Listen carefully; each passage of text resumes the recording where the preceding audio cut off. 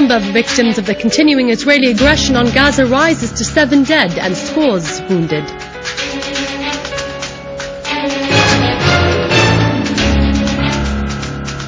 The Syrian Arab army units continue to crush the terrorists in their hideouts.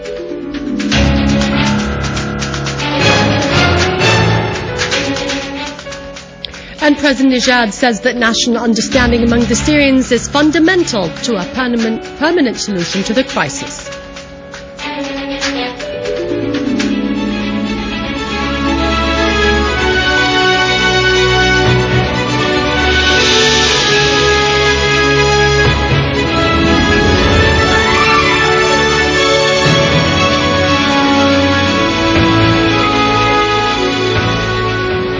Good afternoon, welcome to our news bulletin. I'm Dania Nezam. Terrorists yesterday launched a locally made missile at a residential building in George Khoury Square in Damascus, causing injury to 2 women and damage to the building. The missile was launched by terrorists at a building of 4 floors and caused damage to 3 flats in the building. A source at the French hospital said that the 2 wounded girls, one of them who was seriously wounded, were given first aid. Meanwhile, terrorists detonated a car bomb in Dafishok neighborhood in Damascus, causing a number of injuries among the citizens and passers-by. The terrorist bombing caused injury to 9 citizens, in addition to material damage to the site of the explosion. Actually, I do not remember anything except the sound of an explosion. Then everything in the house was falling, and the neighbors were screaming. So really, I felt nothing but darkness and smoke. We have been praying 2 years. Praying for peace in Syria to return, and I'm sure it'll return. And I hope these criminals could experience the mother's feelings. Thanks God nothing happened to my children, but what about mothers who had lost their children? My children love their country. We spent 16 years abroad, and we came back to live in our homeland Syria. I want to ask Hamad of Qatar, is this your freedom? What makes you hurt my girls? The missile came through the neighbor's balcony, destroyed our 2 closets, and then smashed the wall into our other neighbors. It hit 3 houses. Those terrorists are targeting the innocent inside their homes. The Syrian Arab army units continue their national task of purging several areas from the terrorist groups. They inflicted heavy casualties among them.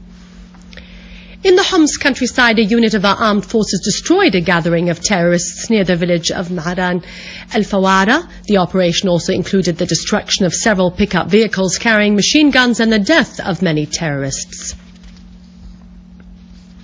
In Aleppo, the Syrian Arab army unit killed a number of terrorists in their Afrin garages and destroyed 5 of their vehicles with their arms and ammunition.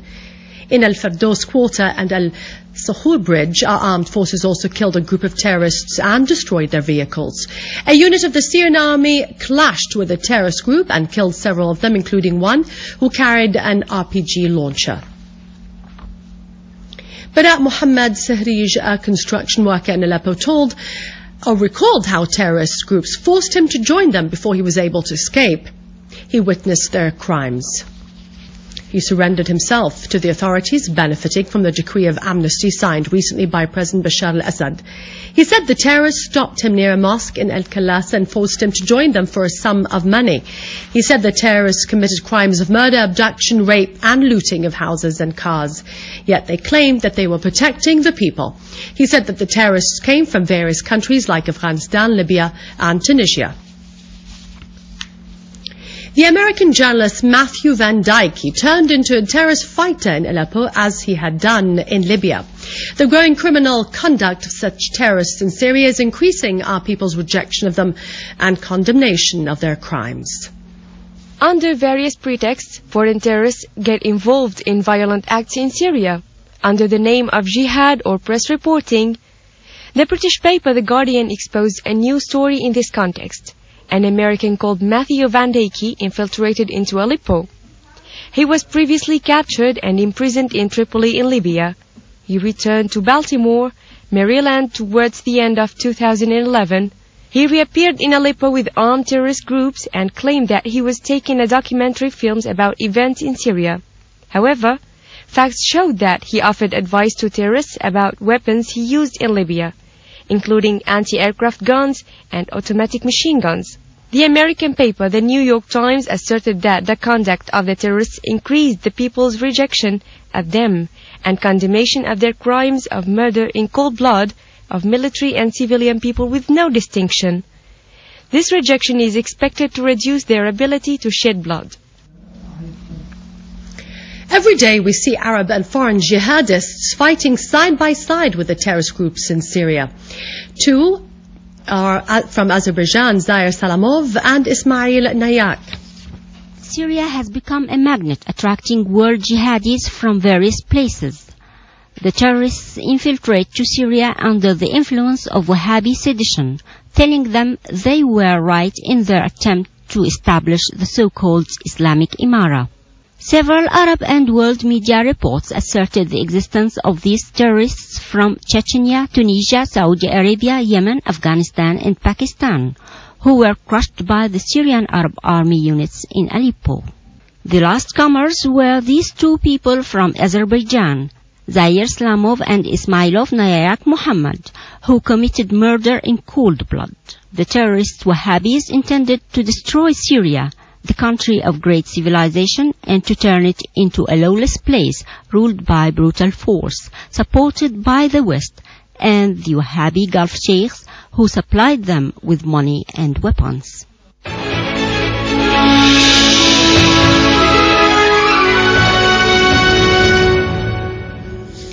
Iranian President Mahmoud Ahmadinejad asserted that the permanent and basic solution of the crisis in Syria is national understanding among the Syrians.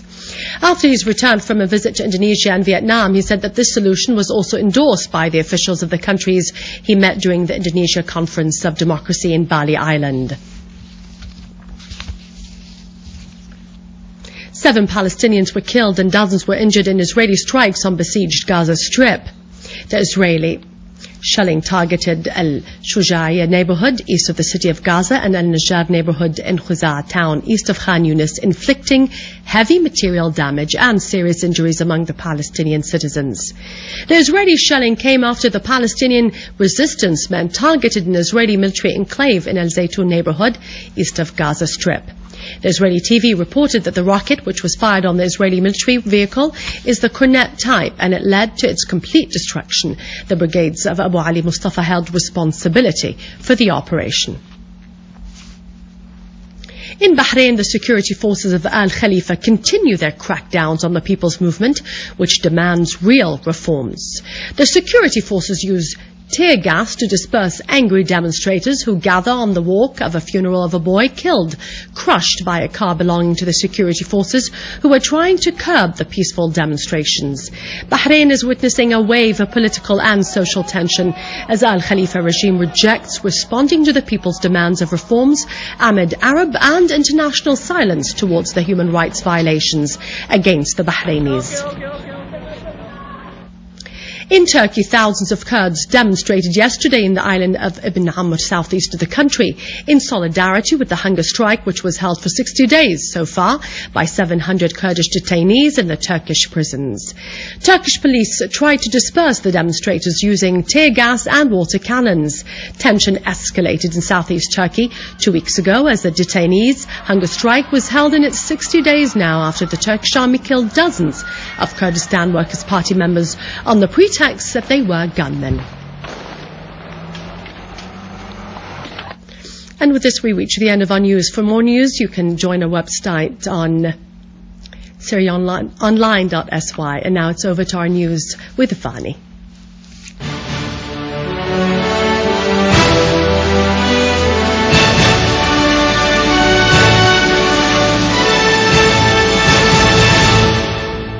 Good afternoon. The Ministry of Economy and Foreign Trade, in cooperation with the private and public sector, in addition to some NGOs, are working on putting a strategy to encourage small and medium-sized projects. markets in order to increase competitiveness and the added value of commodities and services. The Minister of Economy and Foreign Trade, Dr. Mohammed Dhafar Mhabbak, said that the ministry has taken some procedures to encourage entrepreneurship, so it has formed a committee to facilitate managerial and legislative procedures, pointing out that the ministry is reviewing and simplifying the procedures of companies' registration. He added that the ministry has put a project to activate a financing establishment to fund entrepreneurs.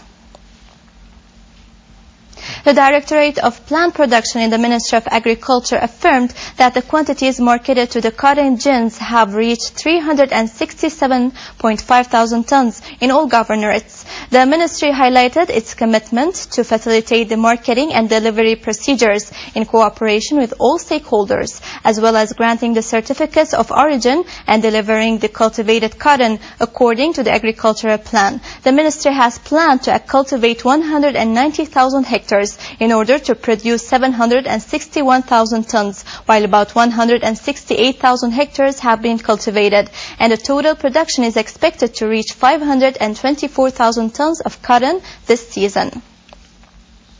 The farmers in Idlib Governorate have started harvesting olive, which would bring economic profit and is considered as a social tradition.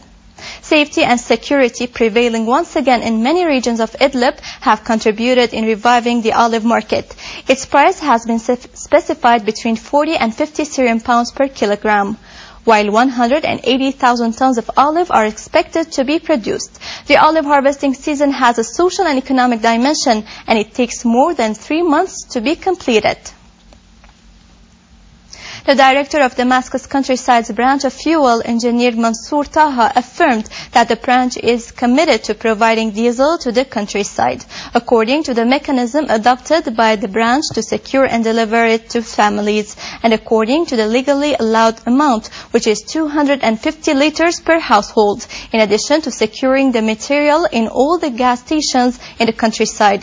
He pointed to the possibility of increasing allocations according to the need of each region. The total cultivated area of sugar beet has reached about 2,765 hectares of the planned area, which is 19,000 hectares, with an implementation rate that reached 15% during the current agricultural season. The plant production director in the Ministry of Agriculture, Engineer Abdel Mu'in Al-Kudmani, affirmed that it was planned to cultivate 7,075 hectares with single embryo sugar beet, while the cultivated area has reached 932 hectares with a 13% implementation rate. The Hasaka branch of the General Establishment of Seeds has distributed 15,380 tons of wheat seeds to the farmers in Al-Hasaka Governorate through 11 outlets. The branch manager's assistant, Engineer Hawish Al-Dhifar, said that the branch currently has more than 55,000 tons of sifted and sterilized wheat that are ready for distribution. Head of China's National Committee for Development and Reform asserted that the government is confident that it would achieve the sought-for economic growth. He also called for the importance of accelerating the economic growth in China because of the heavy population that reaches 1,300,000,000 people. He added that for maintaining economic policy stability, the government started monitoring these policies through some suitable procedures. The 21-carat gold reached 3,800 Syrian pounds per gram in the local market, while the 18-carat gold is at 3,257 Syrian pounds per gram. Whereas the Jewelers Association set the price of the golden coin at 28,900 Syrian pounds, while the 21-carat English coin is at 3,800 Syrian pounds, and the 22-carat is at 32,200 Syrian pounds.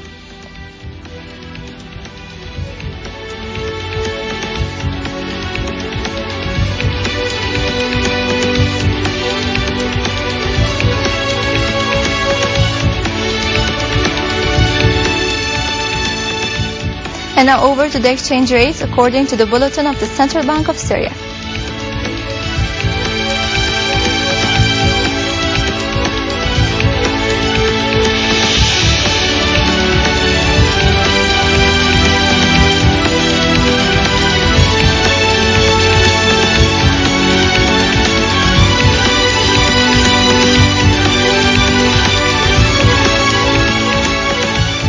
And with this we conclude our news. Thank you for watching and goodbye.